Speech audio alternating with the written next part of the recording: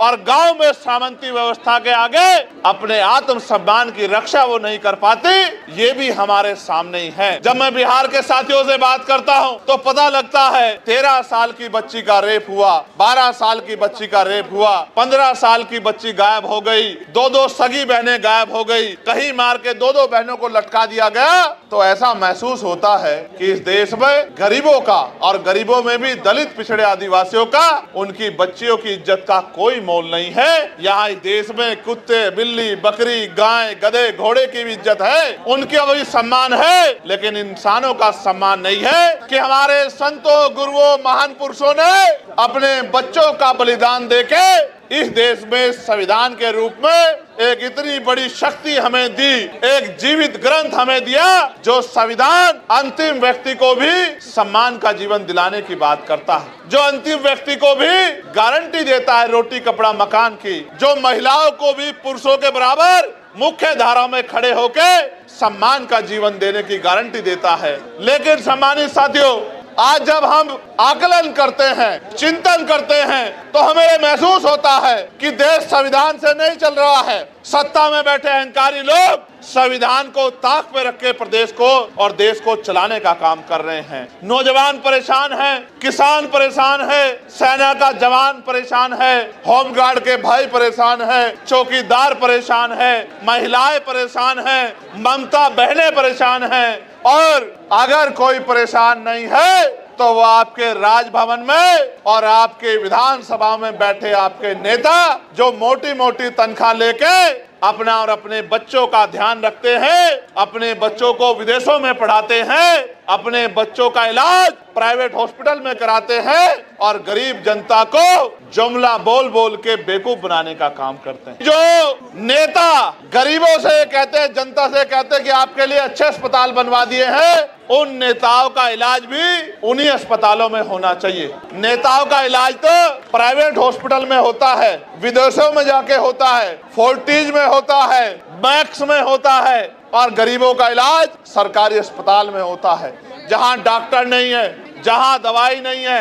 Doctor के पास जाओगे तो ऐसा व्यवहार करेगा। सब डॉक्टर तो बुरे नहीं हैं, लेकिन बहुत सारे डॉक्टर ऐसा व्यवहार करते हैं कि ये गरीब जबरदस्ती उनके अंदर उनके अस्पताल में घुस गए हैं। दवाई नहीं मिलेगी, कोई मशीन नहीं है, एक्सरा, ईसीजी, एमआरआई, कोई मशीन नहीं है, बाहर से टेस्ट कराओ, जेब काटने का काम होगा।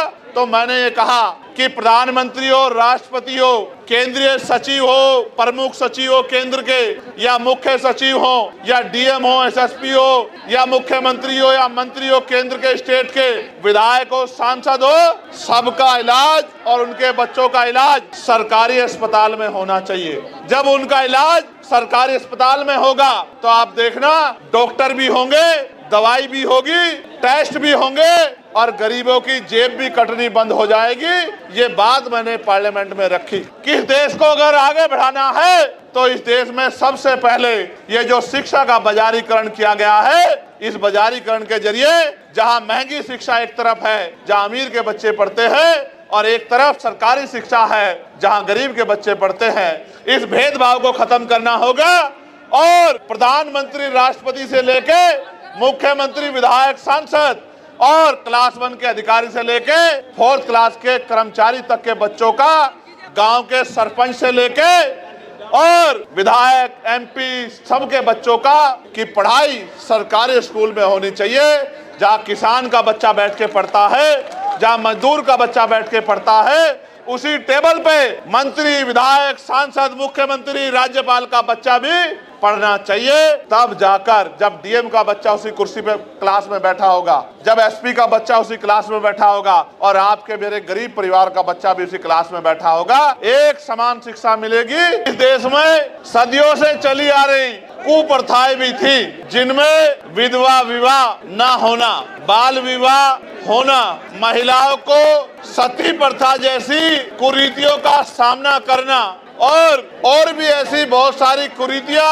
और प्रतिबंध लगा के हक वंचित समाज के लोगों को गरीबी, बेबसी, लाचारी और जुल्म जाति का जीवन जीने के लिए मजबूर किया गया था। ये बात मैंने आपको इसलिए बताई कि आज भी आपकी समस्याओं में ये समस्याएं प्रमुख हैं कि रोटी, कपड़ा, मकान जो बुनियादी जरूरत है, खाने के लिए रोटी, पहनने के लिए कपड़ा, सर ढकने के लिए छत, पीने के लिए साफ पानी और आत्म सम्मान का जीवन, ये बुनियादी जरूरतें हैं। 75 साल की आजादी के बाद भी आज तक सरकारें अंतिम व्यक्ति को रोटी, कपड़ा, मकान, अच्छे कपड़े और पीने के लिए पानी की व्यवस्था कराने में कामयाब नहीं हो पाई। ये इस लोकतंत्र का सबसे बड़ा फेलियर है। जो काम आजादी के 10 सालों के अंदर हो जाना चाहिए था, वो काम आजादी के 75 सालों के बाद भी नहीं हुआ है। इसका उदाहरण ये है कि देश के प्रधानमंत्री कहते हैं कि हम 80 करोड़ लोगों को मुफ्त में राशन देते हैं। अगर इस देश में लोगों की जेब में पैसा होता, वो गरीबी के जीवन से निकल पाते, तो 80 करोड़ लोगों को मुफ्त में राशन नहीं देना पड़ता। क्योंकि भारत का खून स्वाभिमानी खून है। ये हाथ फैलाने में नहीं, मजबूती से संघर्ष करने में भरोसा रखता है। लेकिन इनको मजबूर किया गया है हाथ फैलाने के लिए, सिस्टम बना के किया गया है। मैं इसलिए आपसे कह रहा हूँ और मैं तर्क के साथ आपको कहना चाहता हूँ, मीडिया भी इस बात को दिखाएगा कि भारत के साथ साथ कई ऐसे अन्य कंट्रियां भी हैं, कई ऐसे देश भी हैं जो भारत के समकालिक या भारत के बाद आजाद हुए। और आज उन देशों में जाके देखोगे तो आपको एहसास होगा कि वो भारत से लगभग 50 साल आगे चल रहे हैं। जब एक समय पे आजाद हुए देश, अगर बहुत दूर ना जाके यही चाइना को देखा जाए, भारत की इकोनॉमी, यहाँ के नेतागण 5 ट्रिलियन बनाने की बात करते हैं। अगर हम चाइना की इकोनॉमी से उसकी तुलना करें तो हम 1/4 पर भी नहीं पहुंच पाए हैं। एक समय में आजाद हुए देशों में इतना अलग अलग तरह का आर्थिक गैर बराबरी का जो उदाहरण मिलता है, ये इस बात का उदाहरण है कि आज भी इस देश का अंतिम व्यक्ति बुनियादी सुविधाओं से वंचित है।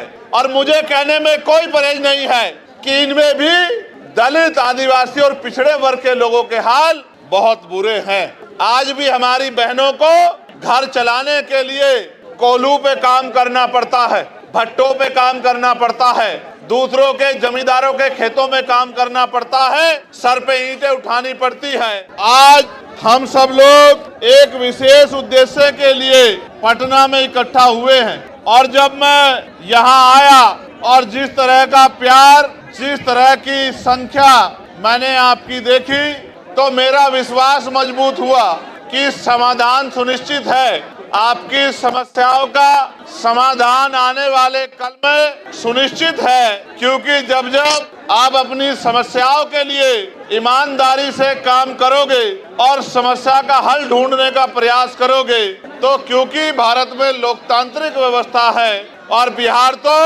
लोकतंत्र के जननायकों में से बड़े बड़े नेता जिन्होंने बिहार में जन्म लिया, ये क्रांतिकारी धरती है। यहाँ की समस्याओं का हल तो बहुत जल्द सुनिश्चित हो जाएगा।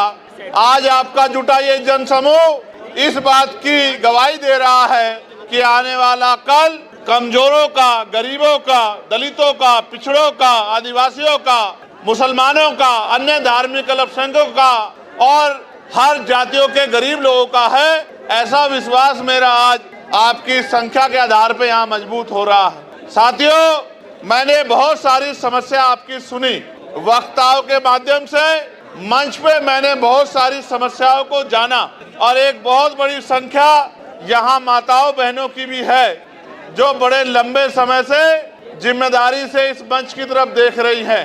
बहुत बड़ी संख्या में नौजवान और जिम्मेदार लोग भी पहुंचे हैं। हालांकि आप भी जानते हैं कि पहले ये रैली 1 तारीख को होनी थी, लेकिन प्रशासन और सरकार द्वारा परमिशन नहीं दी गई और 1 तारीख के कार्यक्रम को आगे बढ़ा के 8 तारीख को करना पड़ा। शायद सरकार की ये मंशा रही होगी कि जब 1 तारीख को कार्यक्रम नहीं होगा तो 8 तारीख का कार्यक्रम फेल हो जाएगा। लेकिन मैं समझता हूँ कि वो आपकी शक्ति से अनभिज्ञ हैं, उनको आपके संघर्ष की जानकारी नहीं है, इसलिए उनको ऐसा लगा कि अगर एक की जगह कार्यक्रम किसी अन्य तिथि में होगा तो कार्यक्रम सफल नहीं होगा। मैं मुख्यमंत्री जी को ये कहना चाहता हूँ कि ये तो मात्र टेलर है, पिक्चर तो आने वाले समय में हम लोग आपको दिखाएंगे। सम्मानित साथियों, ये देश 15 अगस्त 1947 को आजाद हुआ है। 14 अगस्त 1947 को हम लोग इस देश में ब्रिटिश हुकूमत के अधीन थे।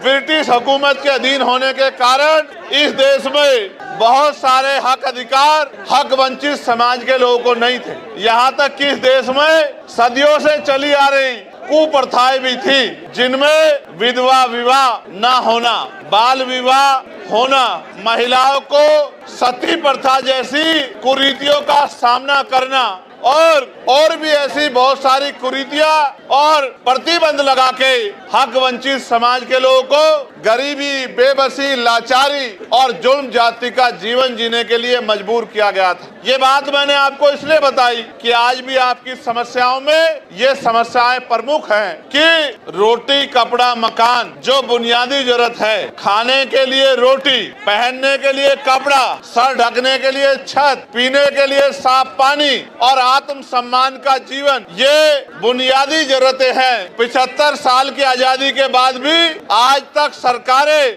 अंतिम व्यक्ति को रोटी, कपड़ा, मकान, अच्छे कपड़े और पीने के लिए पानी की व्यवस्था कराने में कामयाब नहीं हो पाई। ये इस लोकतंत्र का सबसे बड़ा फेलियर है। जो काम आजादी के 10 सालों के अंदर हो जाना चाहिए था, वो काम आजादी के 75 सालों के बाद भी नहीं हुआ है। इसका उदाहरण ये है कि देश के प्रधानमंत्री कहते हैं कि हम 80 करोड़ लोगों को मुफ्त में राशन देते हैं। अगर इस देश में लोगों की जेब में पैसा होता, वो गरीबी के जीवन से निकल पाते, तो 80 करोड़ लोगों को मुफ्त में राशन नहीं देना पड़ता। क्योंकि भारत का खून स्वाभिमानी खून है। ये हाथ फैलाने में नहीं, मजबूती से संघर्ष करने में भरोसा रखता है, लेकिन इनको मजबूर किया गया है हाथ फैलाने के लिए, सिस्टम बना के किया गया है। मैं इसलिए आपसे कह रहा हूँ और मैं तर्क के साथ आपको कहना चाहता हूँ, मीडिया भी इस बात को दिखाएगा कि भारत के साथ साथ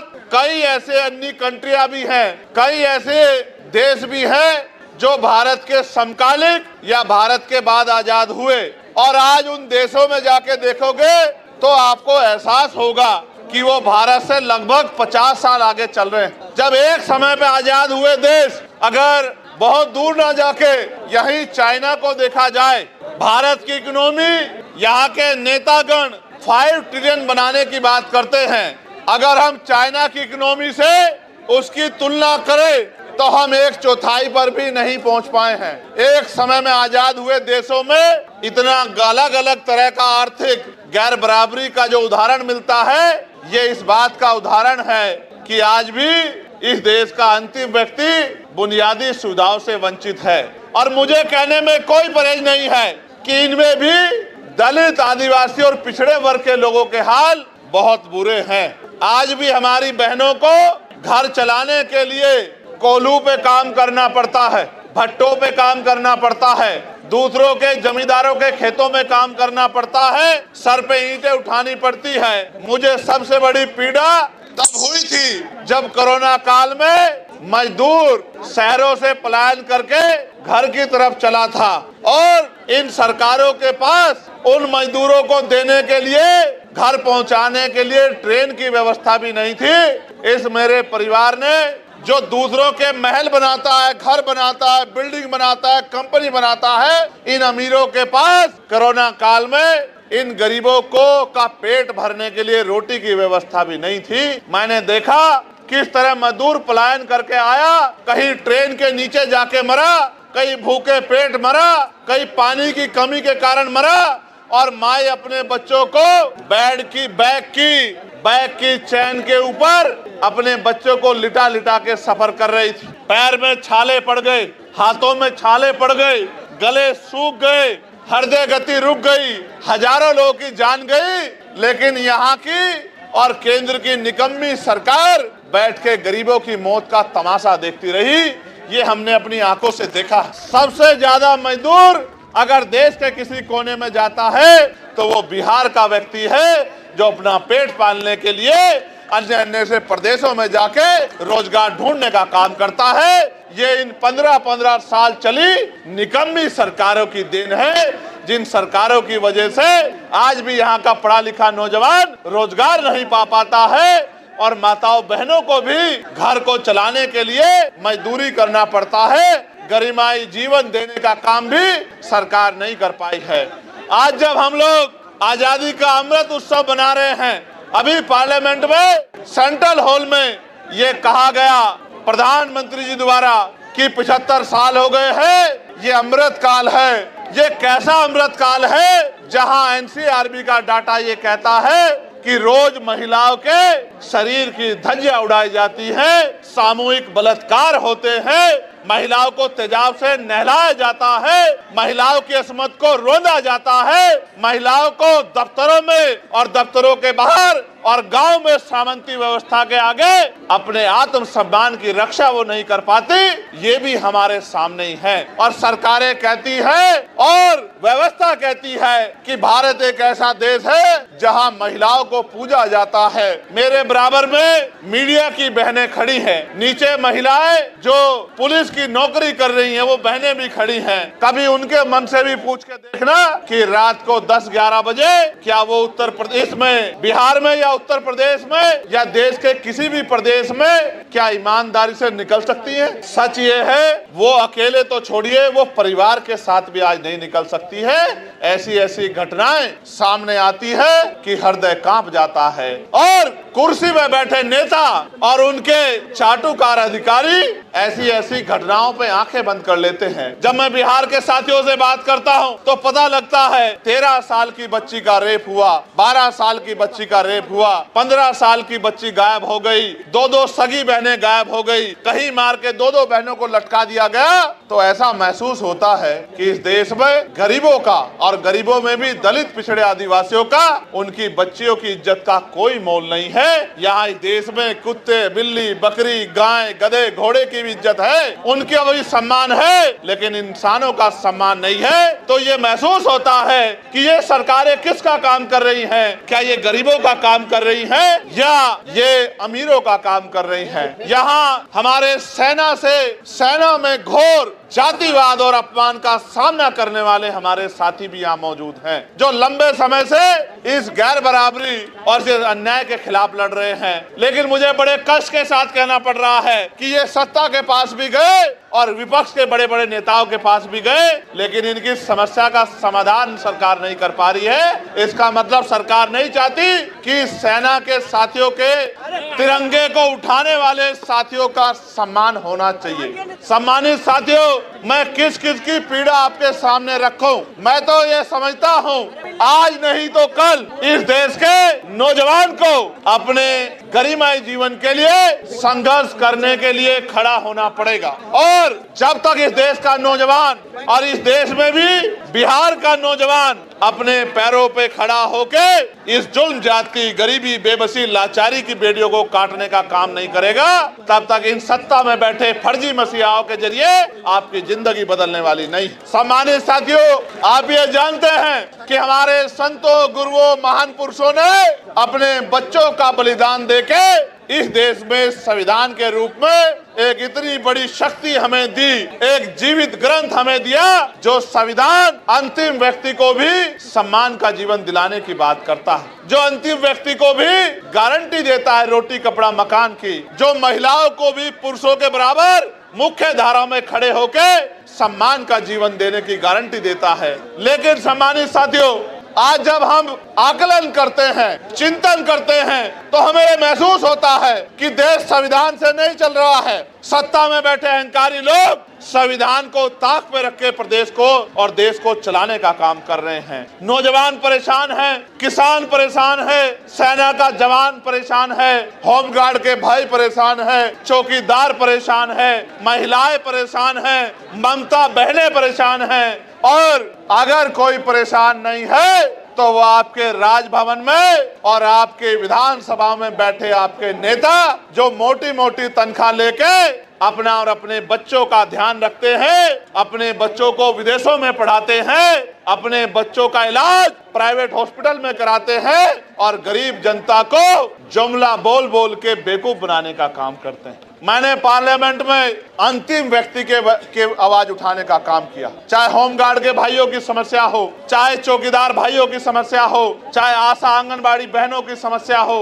मैंने सभी के लिए लड़ने का काम किया। पार्लियामेंट में मैंने ये कहा कि इस देश को अगर आगे बढ़ाना है तो इस देश में सबसे पहले ये जो शिक्षा का बाजारीकरण किया गया है, इस बाजारीकरण के जरिए जहां महंगी शिक्षा एक तरफ है जहां अमीर के बच्चे पढ़ते हैं और एक तरफ सरकारी शिक्षा है जहां गरीब के बच्चे पढ़ते हैं, इस भेदभाव को खत्म करना होगा और प्रधानमंत्री राष्ट्रपति से लेके मुख्यमंत्री विधायक सांसद और क्लास 1 के अधिकारी से लेके 4th क्लास के कर्मचारी तक के बच्चों का, गांव के सरपंच से लेके और विधायक MP सबके बच्चों का की पढ़ाई सरकारी स्कूल में होनी चाहिए, जहां किसान का बच्चा बैठ के पढ़ता है, जहां मजदूर का बच्चा बैठ के पढ़ता है, उसी टेबल पे मंत्री, विधायक, सांसद, मुख्यमंत्री, राज्यपाल का बच्चा भी पढ़ना चाहिए।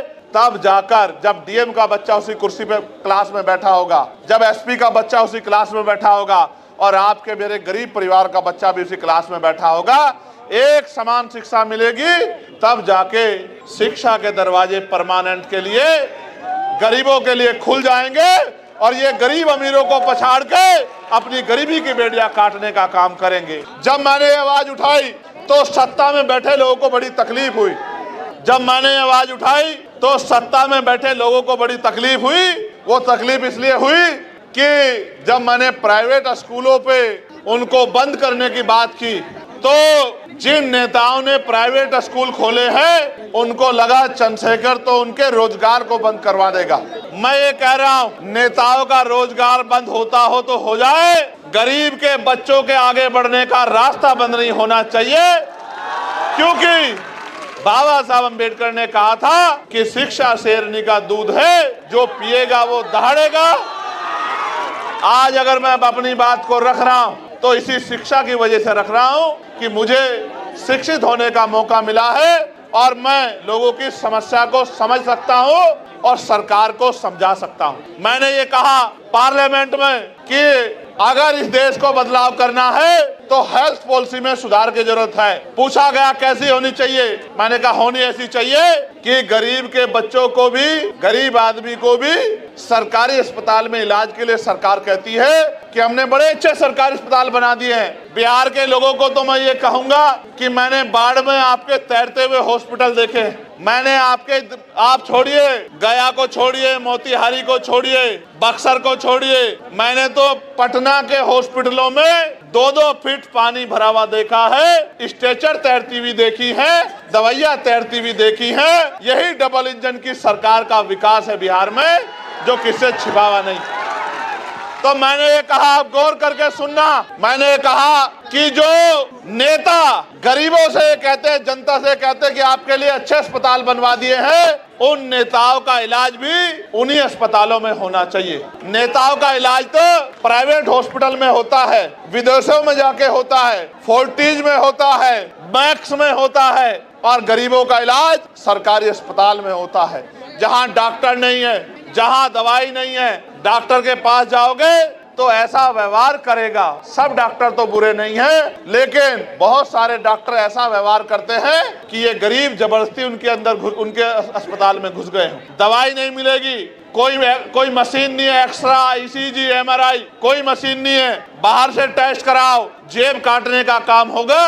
तो मैंने ये कहा कि प्रधानमंत्री हो, राष्ट्रपति हो, केंद्रीय सचिव हो, प्रमुख सचिव हो केंद्र के, या मुख्य सचिव हो, या DM हो, SSP हो, या मुख्यमंत्री हो, या मंत्री हो केंद्र के, स्टेट के, विधायक हो, सांसद हो, सबका इलाज और उनके बच्चों का इलाज सरकारी अस्पताल में होना चाहिए। जब उनका इलाज सरकारी अस्पताल में होगा तो आप देखना, डॉक्टर भी होंगे, दवाई भी होगी, टेस्ट भी होंगे और गरीबों की जेब भी कटनी बंद हो जाएगी। ये बात मैंने पार्लियामेंट में रखी। सम्मानित साथियों, मैं लगातार बिहार को संघर्ष करते देख रहा हूँ। बहुत सारी समस्याएं मेरे सामने रखी हैं। मैं आपको बहुत बड़ी गारंटी तो नहीं देता क्योंकि इस गारंटी का काम तो देश के प्रधानमंत्री ने ले रखा है कि वो गारंटी बहुत देते हैं। वो तो इतनी गारंटी देते हैं कि इनकी गारंटी में कमजोर वर्गों के जीवन की गारंटी भी पीछे चली गई है। इसलिए मैं आपको एक ही गारंटी दे सकता हूं कि रोटी, कपड़ा, मकान, पीने के लिए साफ पानी, पहनने के लिए अच्छे कपड़े, अच्छी शिक्षा, अच्छी चिकित्सा और नौजवानों को, पढ़े लिखे नौजवानों को रोजगार, महिलाओं को घर पे कुटीर उद्योग लगा के रोजगार, ये बहुत कोई बड़ा काम नहीं है। मैं आपको गारंटी देता हूं, आने वाले समय में आप आजाद समाज पार्टी को अवसर देना। अगर 1 साल के अंदर ये काम करके नहीं दिखाया तो जो आप कहोगे वो बात हम लोग स्वीकार कर लेंगे। आप पिछले लंबे समय से कभी किस पार्टी को मौका देते आए हो? कभी आप किसी को बनाते हो, और 5 साल तक आप इंतजार करते हो कि ये नेता किसी के बारे में ऐसे शब्द ना कहो जो आप अपने पिता के लिए नहीं सुन सकते हो। अगर सुन सकते हो तो कहो। मैं आपको गलत रास्ते पे नहीं ले जाना चाहता। हमेशा याद रखो, दूसरे के लिए उन्हीं शब्दों का प्रयोग करो जो आप अपने लिए सुन सकते हो। अगर नहीं सुन सकते हो तो ऐसे शब्दों का प्रयोग ना करो, क्योंकि हर आदमी सम्मान रखता है। हमारा उनका राजनीतिक विरोध है, उनके कार्यशैली अच्छी नहीं है। हम उनकी आलोचना कर सकते हैं, उनके द्वारा बोले गए झूठ को बेनकाब कर सकते हैं, जनता के सामने उनकी असलियत को रख सकते हैं, लेकिन किसी को गलत कहना व्यक्तिगत रूप से ये अच्छा नहीं है। इसलिए मैं अपने साथियों से कहूंगा कि वो समझदार बने। साथ साथ मैं आपको ये कह रहा था कि यहाँ के नेताओं को आपने भरोसा किया। आप चुनाव से पहले वो आपकी गली में आते हैं, आपके पैर पकड़ते हैं, आपको चाचा, ताऊ, भाभी, बहन, चाची, ताई, पता नहीं क्या क्या शब्द कहते हैं, शराब पिलाते हैं, मिठाई खिलाते हैं, कपड़ा लौटाते हैं, सारे काम करते हैं। क्यों? क्योंकि बाबा साहब अंबेडकर ने अपने 4-4 बच्चों के कुर्बानी देके आपकी उंगली में वो शक्ति दी है, जिसको चाहे कुर्सी पर बिठा दो और जिसको चाहे कुर्सी से गिरा दो। अगर ये वोट की शक्ति आपके पास नहीं होती सम्मानित साथियों, तो आपकी बस्तियों में पैर रखने के लिए कोई नहीं जाता। ये बाबा साहब अंबेडकर के संघर्षों का परिणाम है कि चुनाव के बीच में, चुनाव के समय ये लोग आपके बीच आते हैं, लेकिन चुनाव के बाद क्या? 5 साल तक आप लोग इंतजार करते हैं कि नेता दोबारा दिखाई दे जाए, लेकिन नेताजी दोबारा नहीं आते। आप उनके दरवाजों पर जाते हो तो वो गेट बंद कर लेते हैं और ये कहते हैं कि नेताजी यहाँ नहीं है। आप ये बताओ, इन नेताओं के सारे आप अपनी लड़ाई को लड़ लोगे? मैं आपको 3-4 समस्या यहाँ की रखता हूँ, जो साथी यहाँ उपस्थित भी हैं। एक समस्या जो बड़ी समस्या है वो हमारे होमगार्ड के भाइयों की है।